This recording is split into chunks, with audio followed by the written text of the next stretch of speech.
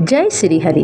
पुरुषोत्तम मास महात्म्य कथा अध्याय 7वां। नैमिषारण्य में बैठे ऋषियों ने जब सूत जी से पूछा कि भगवान श्री कृष्ण ने अधिक मास के दुख को सुनकर क्या किया, तब सूत जी ने 7वें अध्याय की यह दिव्य कथा सुनाई। सूत जी बोले, हे मुनियों, यही प्रश्न नारद जी ने भी भगवान नारायण से किया था और अब मैं वही उत्तर आपको सुनाता हूँ। भगवान नारायण बोले, हे नारद, जब भगवान विष्णु ने अधिक मास की पीड़ा श्री कृष्ण के सामने रखी, तब गोलोकनाथ श्री कृष्ण ने अत्यंत करुणा और प्रसन्नता से कहा, हे विष्णु, तुमने बहुत अच्छा किया जो इसे मलमास को यहाँ ले आए। अब इसका उद्धार निश्चित है। भगवान श्री कृष्ण ने आगे कहा, जिसे तुमने स्वीकार किया उसे मैंने भी स्वीकार किया। आज से मैं इसे अपने समान महान बना देता हूँ। मेरे जितने भी गुण, यश, ऐश्वर्य और महिमा हैं, वे सब मैं इसे प्रदान करता हूँ। अब से यह मलमास नहीं बल्कि पुरुषोत्तम मास के नाम से प्रसिद्ध होगा।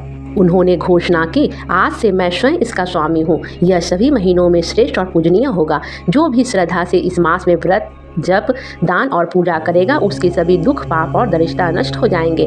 भगवान ने आगे इसकी महिमा बताते हुए कहा, अन्य मासों में किए गए पुण्य सीमित फल देते हैं, परंतु इस पुरुषोत्तम मास में किया गया एक छोटा सा पुण्य भी करोड़ों गुना फल देता है। जो मनुष्य इस मास में भक्ति करता है, वह बिना कठिन तपस्या के ही मेरे परम धाम को प्राप्त कर सकता है। उन्होंने यह भी कहा, जो लोग इस मास को अनादर करते हैं, धर्म कर्म नहीं करते, स्नान दान और जप से दूर रहते हैं, वे दुर्भाग्यशाली होते हैं और उन्हें जीवन में दुख ही मिलता है। परंतु जो श्रद्धा और विश्वास से इस मास का पालन करते हैं, उन्हें धन, संतान, सुख और अंत में मोक्ष की प्राप्ति होती है। भगवान श्री कृष्ण ने विशेष रूप से कहा, मेरे इस पुरुषोत्तम मास के मेरे भक्त मुझे अत्यंत प्रिय हैं। उनके छोटे से प्रयास पर भी मैं प्रसन्न हो जाता हूँ और उनकी मनोकामनाएं शीघ्र ही पूरी करता हूँ। उनके दोषों को मैं नहीं देखता।